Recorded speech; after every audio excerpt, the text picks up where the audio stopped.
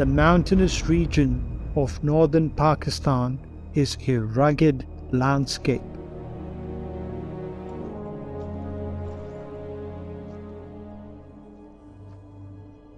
In this region, hunting has been a means of survival and a way of life for centuries.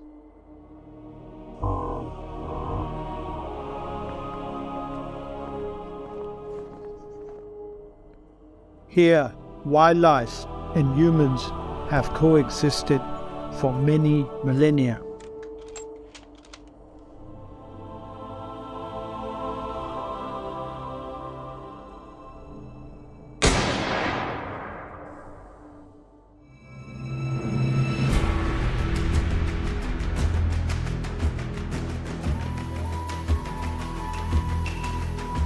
Gilgit-Baltistan is a land of austere grandeur.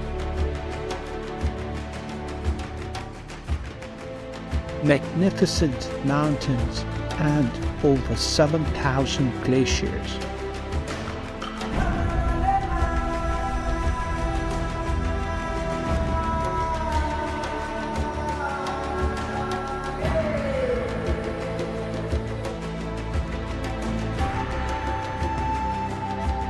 It is home to many species of animals, including the Himalayan ibex, snow leopard, Himalayan brown bear, lynx, and wolves.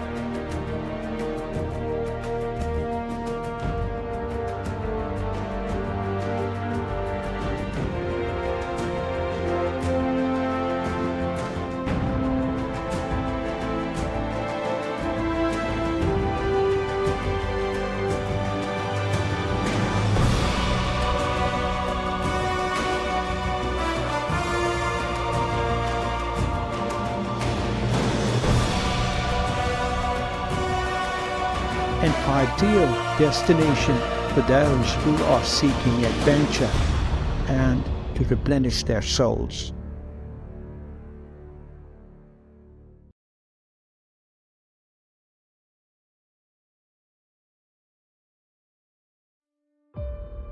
My name is Asif Varaj. I'm a gastroenterologist in Aiken, South Carolina. I was born and raised in Pakistan, but I've settled in the United States. I'm here on a trophy ibex hunt. But my real goal is to study the impact of trophy hunting on wildlife conservation here in northern Pakistan, Gilgit and Baltistan.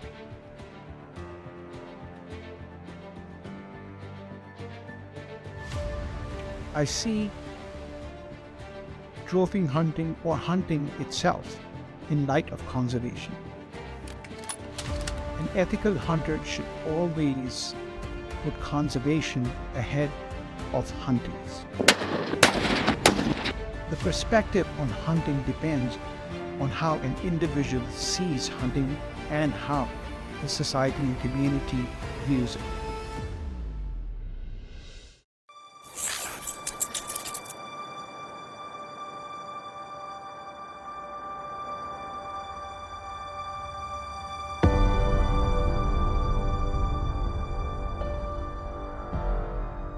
In early times, it was not like today.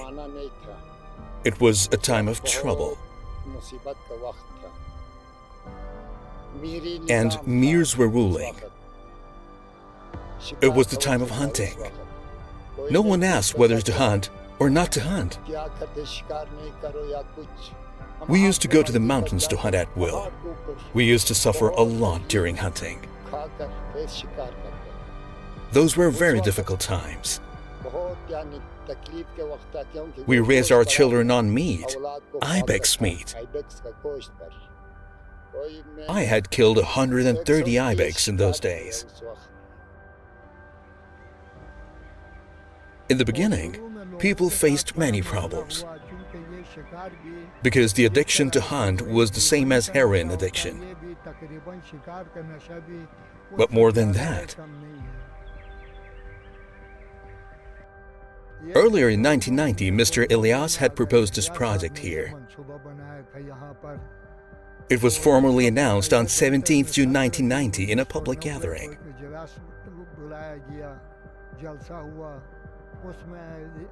Attended by the Commissioner, the GM of AKRSP. Several government officials who came in helicopters, leaders of parliament from Gilgit, and this matter was announced.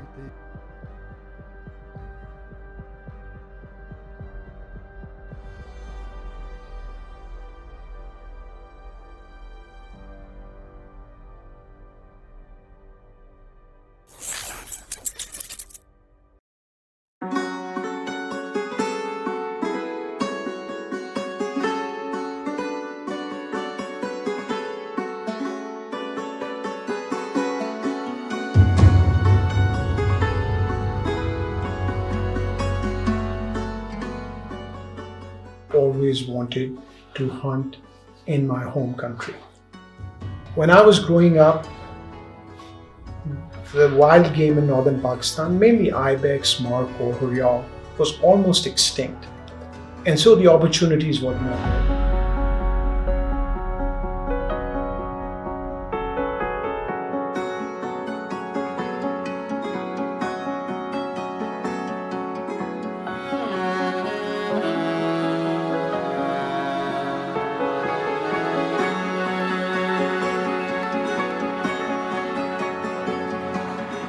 But now I have time and some resources, so I want to pursue my passion of hunting in Pakistan.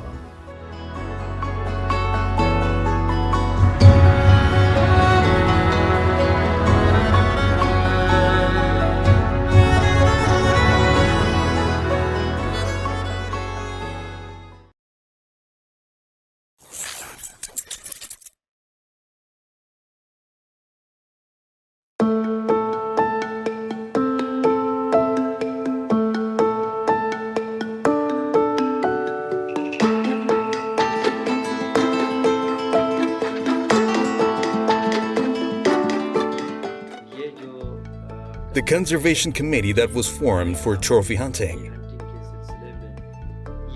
began at our home. The first trophy hunt in Gilgit-Baltistan was held in Burr Valley in 1995, the first successful trophy hunting. Before that, this committee was formed in 1990. Sayyid Yahya Shah, my father, took a big step and brought the whole community together.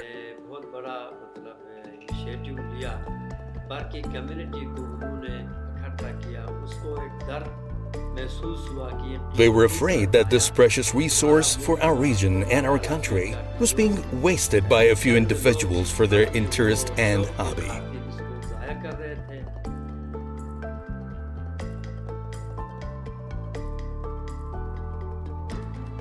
They brainstormed, gathered the Burr Valley community, and explained the benefits of conservation.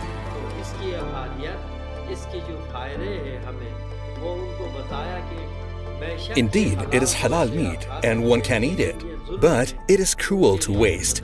And as a hunter, one should only kill one, not 10 or 12 animals.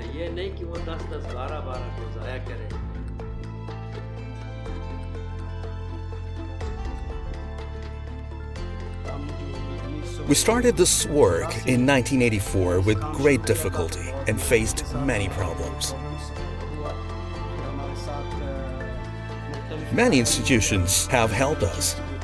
Gilgit-Baltistan Chief Secretary Mr. Shakil Durrani, aka SPR, Sahib Sultan Khan Sahab, Army Colonel Wahid Jan Sahab, and the entire area's community gathered and cooperated with them and formed this organization. Now, entire Gilgit-Baltistan is benefiting from it.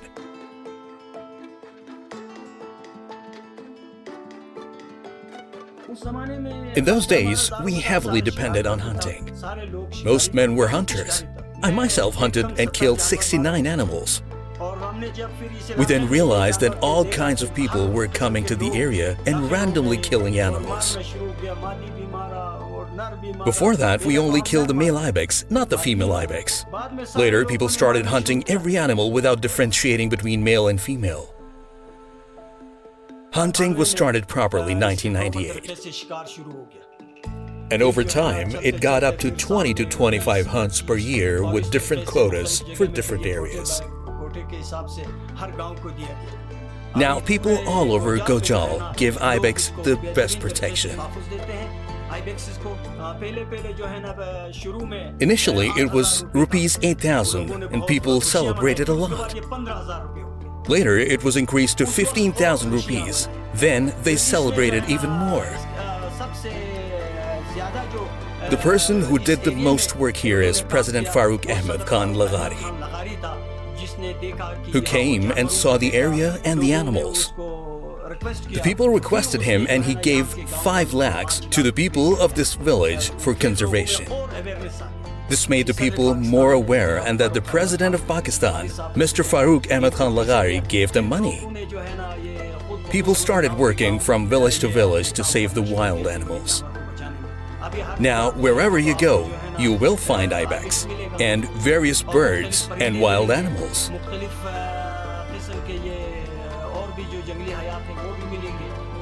So this is how it works.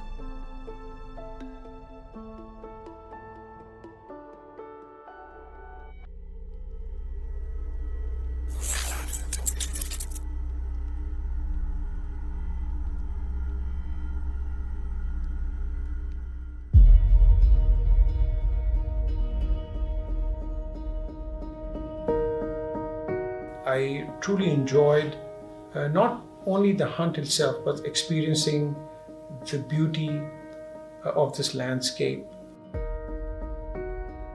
Being able to spend time with the local guides, able to hike one of the most beautiful terrains in the world.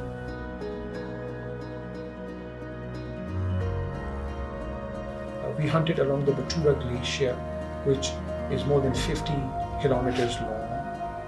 The scenery was incredible, and that is now etched in my memory forever.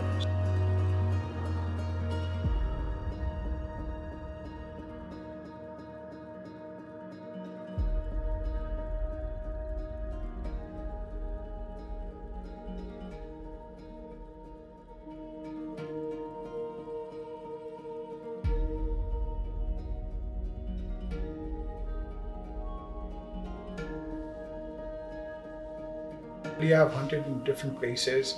I was prepared to camp out and I had brought all my gear.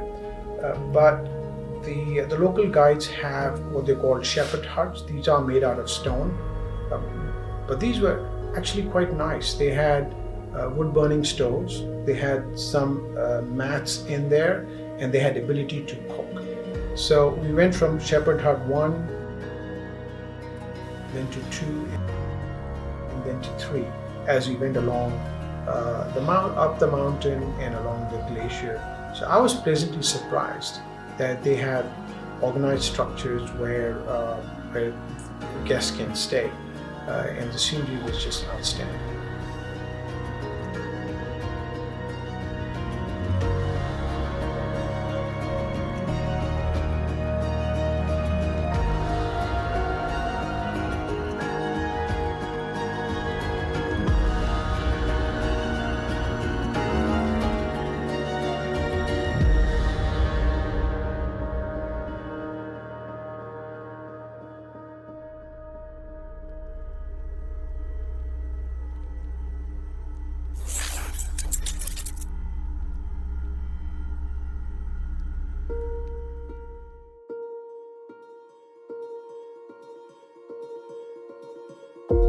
Hunting is our culture and part of the great civilization of Gilgit-Baltistan. but in respect of the law as implemented in the whole world to save the ecosystem.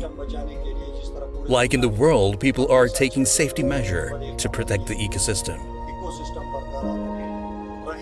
As climate change is a major issue these days, and these things have many issues because of them. We work on daily wages.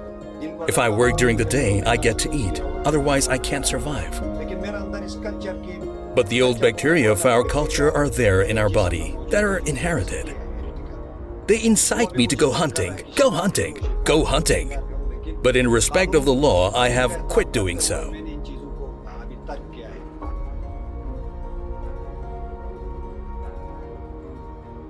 So this is not only about the wild animals like ibex or markhor, but it is also about the snow leopard.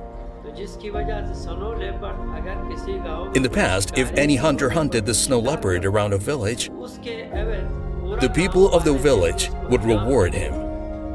Now it's the opposite. Even if a snow leopard kills their animals, they still don't kill it. They now understand that these wild animals are a precious resource, a national treasure, and they understand their value.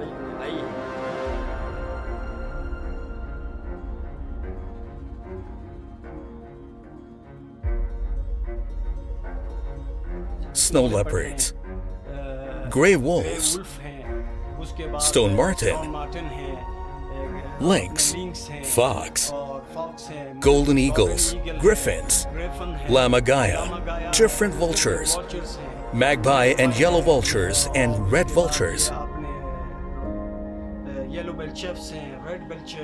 They are all linked to each other, and that is how the ecosystem works.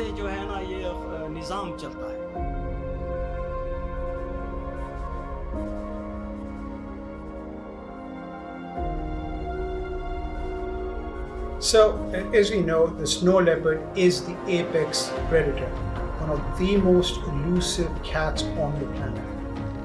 Everybody wants to see one.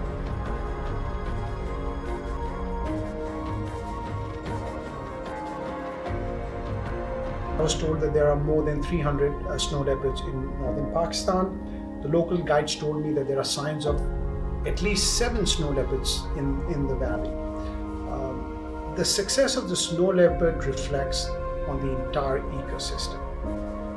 I think that the ultimate success would be a positive financial impact on the local communities as it relates to snow leopard related ecotourism. It would be reasonable to conclude that since the populations of food source for the snow leopard, which is the ibex and the markhor, are increasing, that the number of snow leopards will also increase. But we do not know that for a fact.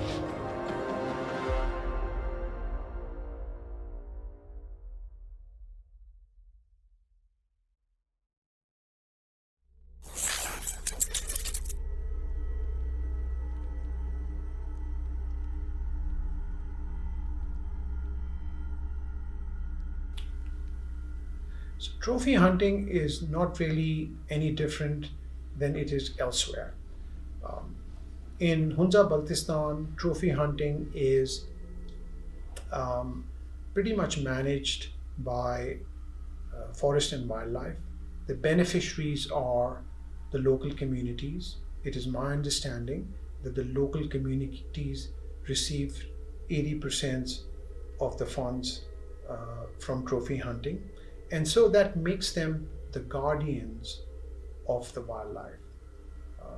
Adding value to big game, what has been accomplished is that instead of them viewing an ibex as 40 pounds of meat, they view it as thousands of dollars. And now they have a reason to protect it rather than hunt it for sustenance or for pleasure.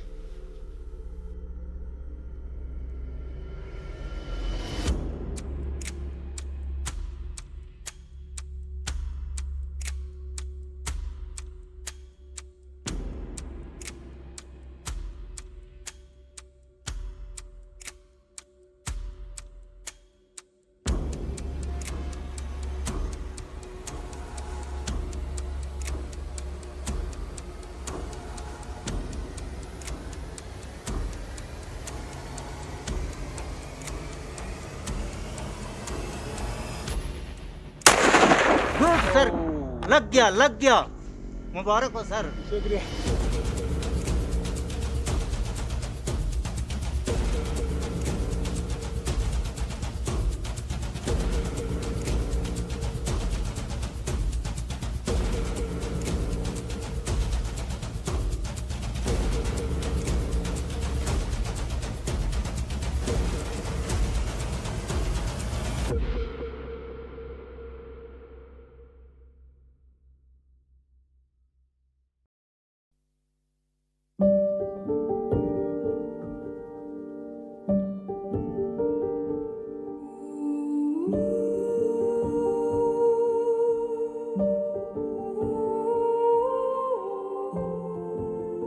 What we have heard in our folk songs, the poet writes a heart-wrenching story of a female ibex.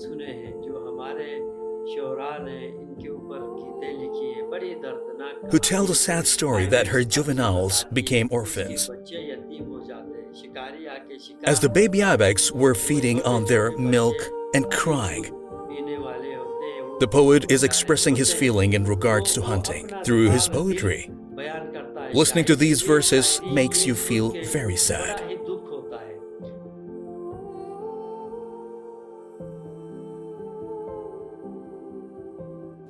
So the question is hunting cruel? Any form of killing that results in pain and suffering and is done in an unethical manner is cruel in my opinion. Some believe that hunting is cruel because it's done for pleasure, and that point can be argued to no end. I think it's important to respect the perspective of individuals and of societies. Different societies may see the same thing through a different lens. Here in Gilgit-Baltistan, the communities believe that hunting is a natural resource and they see it as a form of sustenance to their communities who have very few resources. I think it's important for outsiders to respect their perspective. If they believe that hunting should not be allowed, then it should not be allowed. But if they do believe that it's a resource that they can reasonably manage, then I believe trophy hunting is reasonable.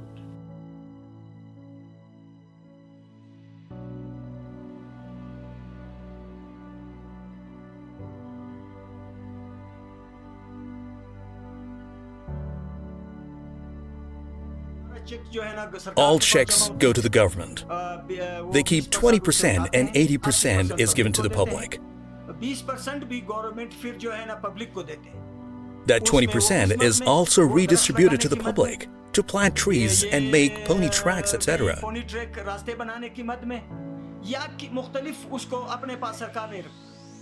The first agreement was such that the government will redistribute the 20% back to the local communities.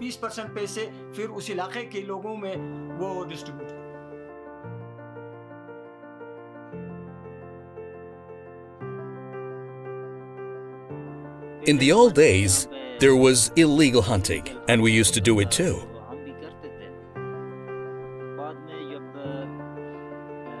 Later, when we became more aware, we quit hunting illegally.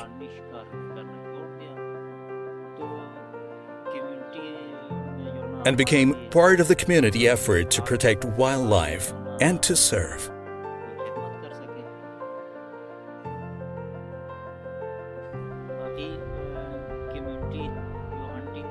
Regulated hunting has brought a lot of changes in the community. There is transparency and better checks and balances. Disabled, widows, and orphans are given equal share.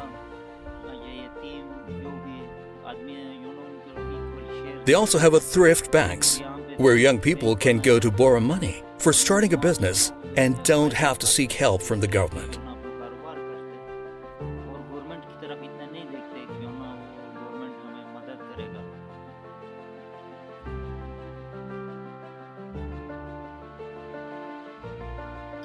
The money that comes from hunting to the society gives share to a woman. The reason to give a share to women is to help them be independent and have similar opportunities as men. So our community decided to give a share to women from hunting income. 20% is given to females and 80% to males.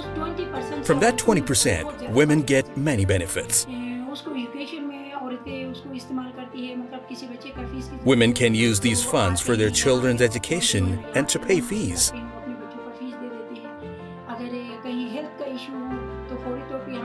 They can get funds to meet their healthcare needs.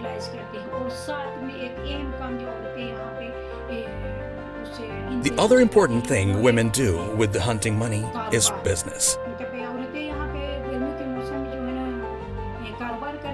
Women do business in the summer season. They can come to the community and get small business loans. From these loans, women do business and have the option to work and stand side by side with men.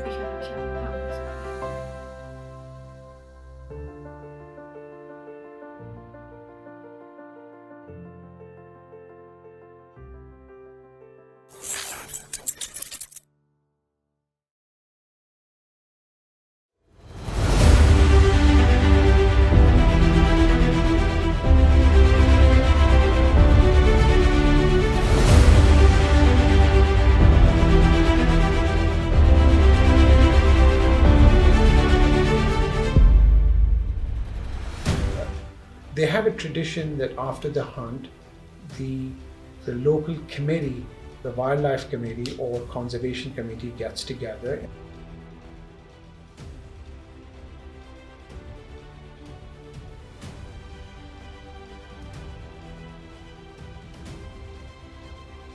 And there are about 12 or 15 people. They congratulate the hunter, they congratulate the guides, and they celebrate. They celebrate the proper utilization of a natural resource that is available to them.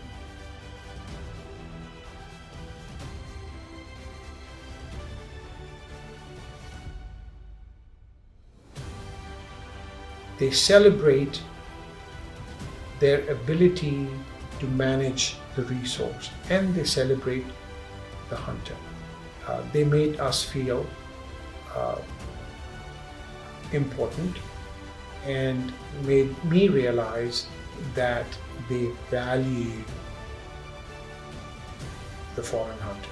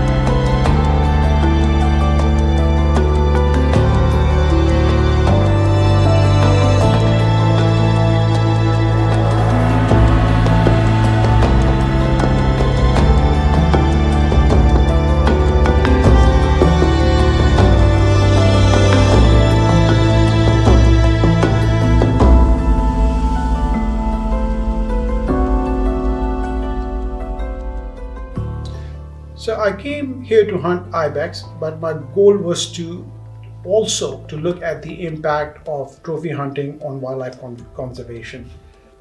What I have learned is that in certain parts of Gilgit-Baltistan, the trophy hunting program has been an outstanding success with a significant increase in number of ibex and markhor. In other areas, not so much. There are areas in Gilgit-Baltistan where the hunting goes on indiscriminately and wildlife is pretty much decimated, and along with that you don't see any predators.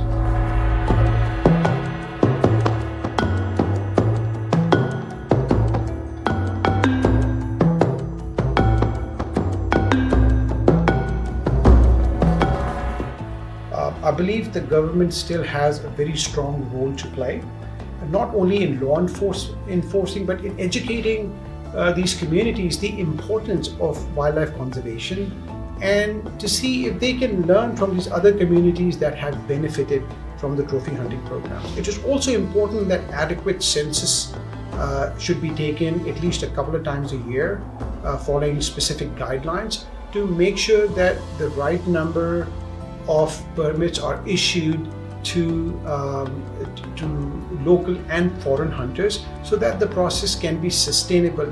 And if the census suggests that there is not enough game, then there should be no hunting in that year or the coming year. So I think that the program has been successful in certain parts of Gilgit-Baltistan, but there is still much more needs to be done.